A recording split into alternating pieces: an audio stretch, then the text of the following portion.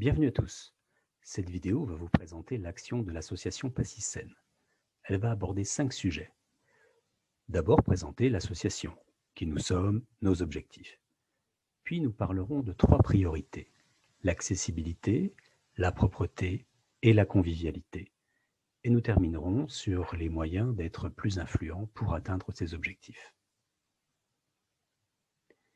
Qui est Passy-Seine?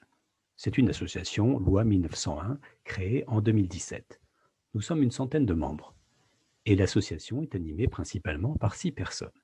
Une présidente, un vice-président, une trésorière, 2 administratrices et un secrétaire. L'objectif de l'association est d'améliorer le cadre de vie des habitants de la partie basse de Passy. Notre périmètre s'étend en largeur sur 200 mètres de la rue Rainoir à la Seine et en longueur sur 1 km depuis les jardins du Trocadéro jusqu'à l'avenue de Lamballe. Même pas 1 km². C'est un micro-périmètre, mais qui compte quand même 4000 habitants, soit 20 000 au km², c'est-à-dire 2 fois plus que la moyenne du 16e arrondissement. Mais l'amélioration du cadre de vie dépasse ces frontières, et nos actions concernent aussi les rues avoisinantes. Cette association est apolitique, laïque et ouverte à tous ceux qui aiment Passy. La philosophie de l'association est d'agir plus que de revendiquer. Nous montons des dossiers, nous organisons des actions, nous communiquons pour sensibiliser et partager. Nous essayons de ne pas en rester à l'indignation et au yaka faucon. Pourquoi ce périmètre centré sur le bas de Passy? Parce que ce quartier est isolé de la partie vivante de Passy, celle des écoles, des commerces, des services publics, des transports. Isolé par un très fort dénivelé. Le bas de Passy, qui correspond à la petite plaine alluviale qui s'est créée sous les falaises de l'ancienne rive du fleuve. Vous voyez cette coupe de terrain au niveau de la maison de Balzac. En partant du haut, on descend une première marche, et c'est la rue Rainoir. Puis une deuxième encore, plus haute, et c'est la rue Berton. Jusqu'au XVIIIe siècle, il n'y avait ici que des jardins, et on pouvait voir la falaise, maintenant cachée sous les constructions. Les immeubles de la rue Rainoir sont en équilibre instable sur cette falaise, et de graves affaissements de terrain ont d'ailleurs eu lieu. Si vous allez au musée du vin, rue des Eaux, vous pourrez encore visiter des galeries qui s'enfoncent sous cette falaise. En bas de la falaise, on trouve maintenant un quartier d'habitation dense, avec des immeubles de 6 à 7 étages du début du XXe, et depuis les années 2000, un ensemble neuf autour du parc de Passy, ici en vert, qui a considérablement augmenté la population. 4000 habitants dans le bas de Passy aujourd'hui. Et il ne s'y trouve qu'une seule petite épicerie dont l'existence est très menacée. Le dénivelé entre le haut et le bas de Passy est d'environ 25 mètres. Cela rend l'accès aux commerces et services difficile pour beaucoup de personnes. Lorsqu'on est chargé des courses faites rue de l'Annonciation ou avec une poussette ou une canne, et a fortiori en fauteuil roulant. Pour relier à pied le bas et le haut de Passy, on ne peut quasiment sur 1 kilomètre que passer par l'un des 5 escaliers d'une centaine de marches chacun. En partant du haut à droite de la carte, il y a d'abord un premier escalier rue Beethoven, avec 22 mètres de dénivelé et plus de 80% de pente à l'endroit le plus abrupt. Il faut dire que cette rue s'appelait à l'origine la rue de la Montagne. Puis, un deuxième passage, rue de l'Albonie, de la place du Costa Rica à l'avenue du président Kennedy, le long du métro Passy, avec 24 mètres de dénivelé. Un troisième escalier, le passage des Eaux, qui se poursuit rue des Eaux avec 26 mètres de dénivelé. Et l'escalier de l'avenue du parc de Passy, avec 16 mètres de pente, et celui de la rue du docteur Germain-C, qui est plus petit.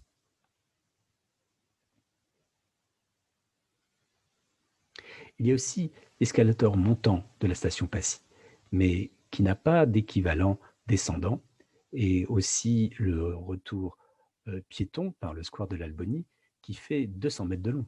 C'est Montmartre à Passy.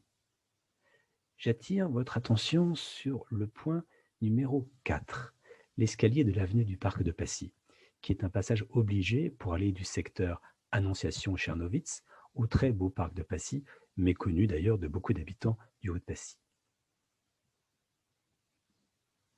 C'est un escalier qui comprend 100 marches et qui est vraiment difficile à parcourir avec un chariot de course, une poussette et encore plus avec une canne. Vous pouvez voir sur la photo cette dame en jupe bleue qui porte son caddie sur l'épaule. C'est à l'aller parce qu'au retour, la descente avec le caddie plein, ce sera une autre affaire. Les nombreuses personnes qui n'arrivent pas à emprunter cet escalier sont contraintes à un détour de plus de 500 mètres par la rue Berton, charmante et à protéger, mais pas forcément facile avec ses pavés. Ou alors elles sont obligées à un autre grand détour pour rejoindre l'escalator de la rue de l'Albonie. Ça, c'était avant. Car maintenant, c'est pire. Ces dernières années, cet escalier s'est considérablement dégradé. Il a provoqué plusieurs accidents. Les cornières en fer du bout des marches se détachent et sont de véritables pièges pour les talons. Les arbres ont chuté sur les balustres qui ne tiennent plus. C'est aussi un lieu de trafic.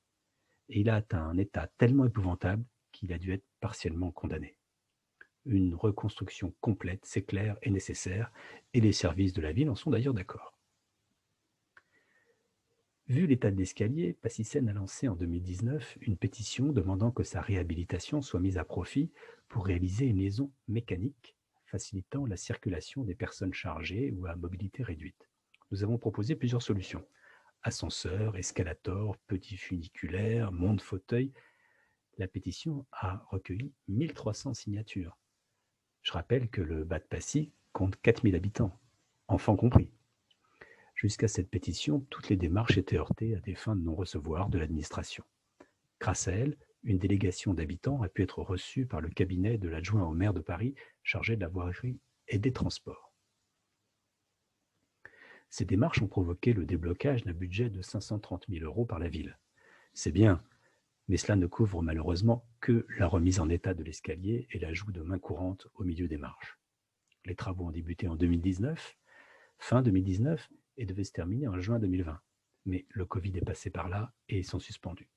Mais nous suivons le dossier de très près. Et nous n'abandonnons pas l'objectif de liaison mécanique qui deviendra toujours plus nécessaire avec le vieillissement de la population. Une autre option pour faciliter le passage de la falaise serait d'avoir un escalator descendant au métro Passy, en complément de l'appareil montant existant.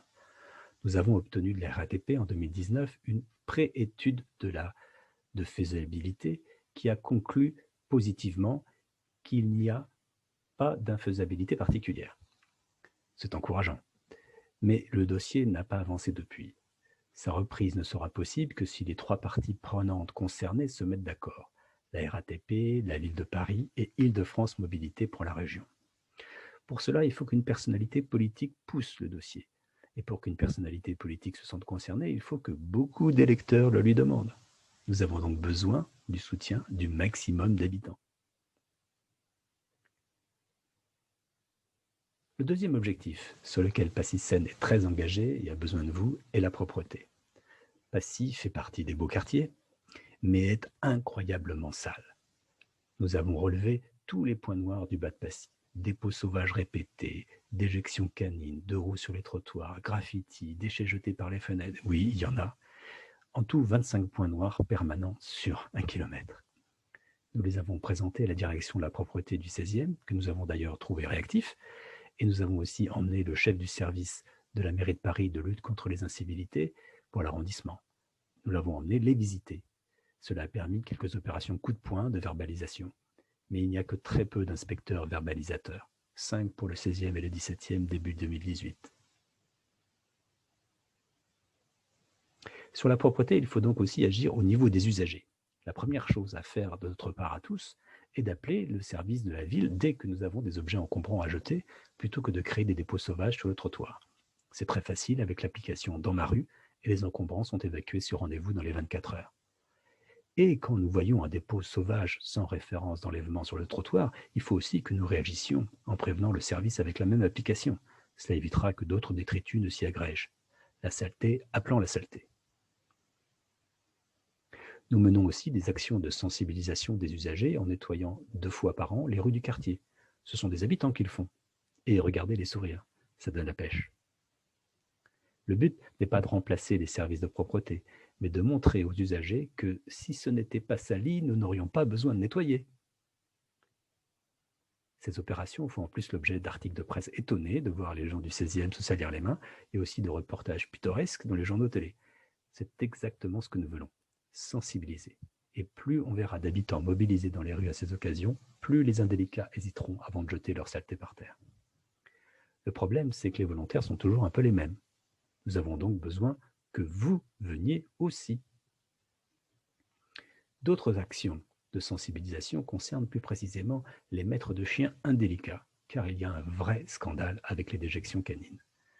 C'est vrai aussi qu'il y a de plus en plus de maîtres qui ramassent, ce que l'on ne voyait pas il y a 10 ans.